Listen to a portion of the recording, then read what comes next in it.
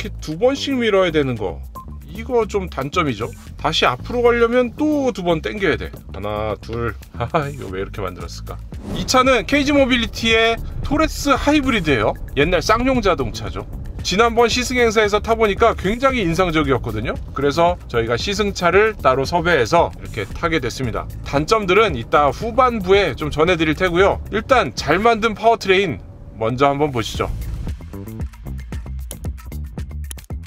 중국의 BYD와 KG 모빌리티가 여러모로 제휴를 하고 있고요. BYD의 연구개발진들이 KG 모빌리티에 와서 상주하고 있어요. 그러면서 BYD의 전동화 파워트레인을 적용하고 있습니다. 그 결과로 나온 차가 전기차 EVX에 이어서 바로 이 차 1.5L 하이브리드입니다. 그런데요, 이 1.5L 하이브리드 완성도가 굉장히 높아요. 서울 도심, 그 다음에 경기도 이런 데를 다녀오면서 많이 타봤는데 파워트레인 정말 훌륭합니다. 이 차의 제원표를 보면은 살짝 독특한 거를 볼 수 있는데요. 엔진의 마력은 150마력이에요. 이 정도면은 1.5L 터보 엔진에서 그냥 이 정도 나오는구나 할 수 있는 출력이고, 예전에는 그런 엔진들로 이런 작은 SUV들 많이 끌었었죠. 근데 거기서 끝이 아니고 하이브리드이기 때문에 모터가 여기에 힘을 못했는데 이 모터의 출력이 177마력입니다. 메인이라고 생각했던 엔진보다 모터의 출력이 더 좋아요. 그러면 무슨 일이 일어나냐면, 엔진은 최고 출력이 나오는 곡선이 따로 있잖아요. 근데 이 모터는 바로 최고 출력이 나오기 때문에 이 177마력, 130kW의 강력한 파워가 이런 언덕에서 가속 페달을 밟을 때 그대로 나옵니다. 쑥.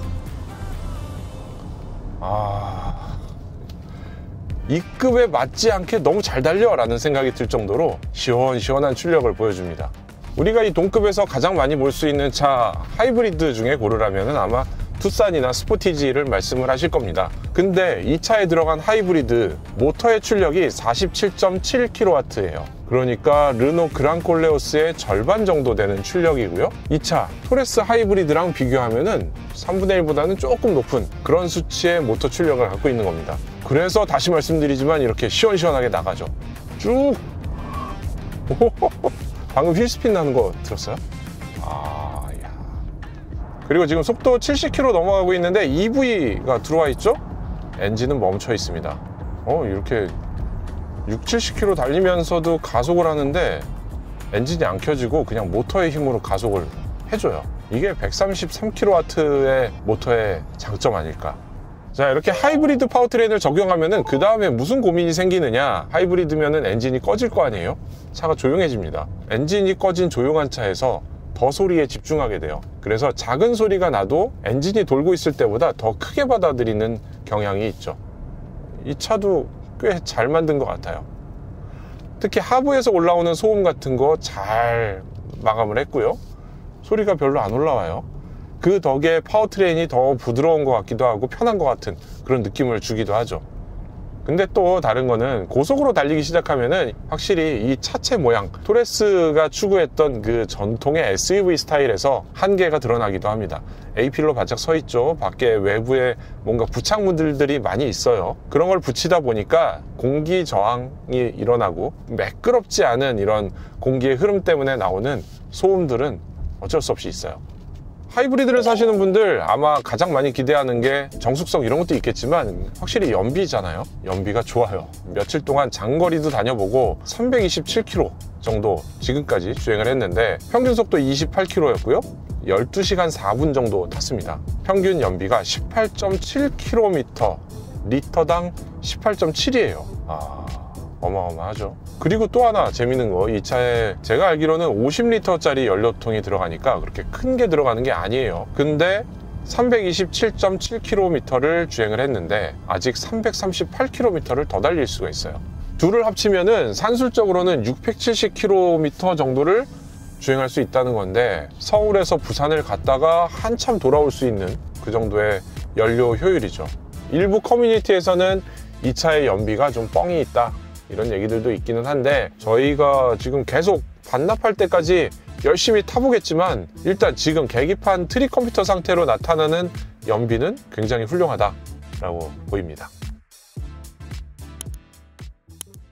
제가 저희 시승기 때 말씀드렸던 계기판들 좀 뭔가 뚜렷하지가 않아요. 그때는 내장재가 막 비치는 것도 있었는데 지금은 여기가 블랙 컬러여서 그런지 내장재 별로 안 비치고 보이긴 합니다. 근데 좀 더 또렷했으면 좋겠다 하는 생각이 들면서 이 케이지 모빌리티라는 브랜드가 뭔가 세부적으로 들어가면은 아쉬운 점들이 나오죠. 저희가 장거리를 타면서 발견을 한 건데 어댑티브 크루즈 컨트롤 많이 쓰게 되잖아요. 이 차에도 다 들어있어요. 차선 중앙을 유지하고요, 앞차와의 간격을 따라서 가는 어댑티브 크루즈가 들어있습니다. 운전대의 오른쪽에서 이 버튼들로 조작을 하는데 두 개가 있어요. 위에는 어댑티브 크루즈 컨트롤 버튼이고요, 아래는 속도 제한 리미트 버튼이에요. 근데 이게 재밌는 게 있어요. 어댑티브 크루즈와 리미트가 보통들 많이 한꺼번에 같은 버튼에서 조절을 할 수 있게 많이 만들고 있거든요. 근데 이 차는 구분을 해놨는데 만약에 실수로 어댑티브 크루즈 누르려고 했는데 리미트 버튼을 딱 눌렀다. 여기서 딱 눌러요. 그러면 지금 32km로 제한이 되면서 속도가 올라가질 않아요. 근데 이거 해제하려면 한번 누르면 되죠. 이렇게는 좋아요. 여기까지는 해제가 잘 돼요. 그런데 여기서 만약에 어댑티브 크루즈를 쓰겠다, 그러니까 요 밑에 말고 위에 있는 기능을 쓰겠다라고 누르면은 작동이 되지 않습니다. 리미트와 어댑티브 크루즈가 동시에 작동하지 않게 만든 거예요.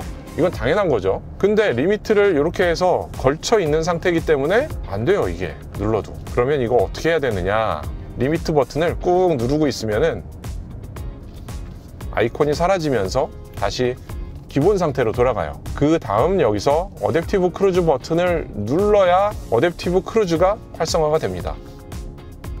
왜 이렇게 복잡하게 만들었을까? 사실 요약하면 이거예요. 어댑티브 크루즈와 리미트는 두 개가 동시에 존재할 수 없기 때문에 같은 버튼에서 서로를 이거 키면 이거 꺼지게 보통 구성을 하고 있어요. 근데 뭔가 이 케이지 모빌리티는 이것도 버튼 하나, 저것도 버튼 하나, 그래서 얘네들이 서로 작동하는, 뭔가 겹치면 안 되니까 얘를 또 꺼야 되고 얘를 켜야 되고 이런 복잡한 과정들이 있어요. 이게 여러 가지 부가 기능들이 통합이 안 됐다는 느낌을 줍니다. 이 차에는 사실 4륜구동 모델이 없어요. SUV를 요즘에 오프로드 가겠다, 4륜구동이 꼭 필요하다 이래서 구입하기보다는 4륜구동은 뭔가 눈길이나 빗길 이런 데 안전을 위해서 구입하는 분들이 많긴 한데 일단은 이 차에는 4륜구동을 선택할 수 없습니다. 아예 없어요. 그게 여러 가지 이유가 있는데 뒤에 공간이 그렇게 넉넉하지가 않아요. 이 차는 내연기관 모델도 있고 하이브리드도 있고 전기도 있잖아요. 그러다 보니까 기존의 그 연료통 공간에 차지를 하고 있고요. 배터리가 들어가 있는데 보통 2kWh가 안 되는 작은 배터리를 이 하이브리드에 쓰고 있는데 이 차는 1.84kWh 정도의 배터리가 들어갑니다. 그 배터리가 깔려 있기 때문에 사실 4륜구동 넣고 뭔가를 모터도 더 넣고 하면 좋긴 하겠지만 이 차는 앞바퀴 굴림 방식만 있어요. 그런데 그랑콜레오스는 이거보다 조금 작은 1.6 몇 정도 되는 게 들어가고요. 현대기아는 이거보다 좀 더 작은 배터리를 사용하고 있어요. 그리고 조금 작은 SUV에 어울리지 않은 이 커다란 운전대, 그리고 이런 주변에 있는 재질들, 마감재들의 저렴함, 거기다가 내비게이션 살짝 끊겨요. 뚝뚝뚝뚝.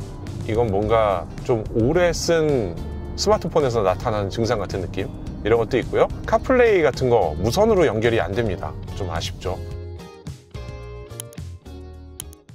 자, 오늘은 이 케이지 모빌리티의 토레스 하이브리드를 시승을 하면서 실제 장거리 주행한 느낌, 이런 것들을 위주로 전해드렸습니다. 이 파워트레인은 정말 다른 차에 뜯어다가 이렇게 탁 옮겨 달고 싶을 정도로 굉장히 좋아요. 다만 아쉬운 거는 케이지 모빌리티의 뭔가 아쉬운 마감들, 뭔가 조합이 좀 덜 된 것 같은 그런 좀 더 이렇게 유기적으로 잘 결합된 이런 것들이 필요할 텐데 그게 좀 아쉽고요. 그런 것들은 뭐 페이스리프트나 이런 걸로 충분히 개선을 할 수 있지 않을까 기대를 하면서 자동차의 가장 중요한 파워트레인 BYD 것을 가져와서 굉장히 잘 개선했다고 봅니다.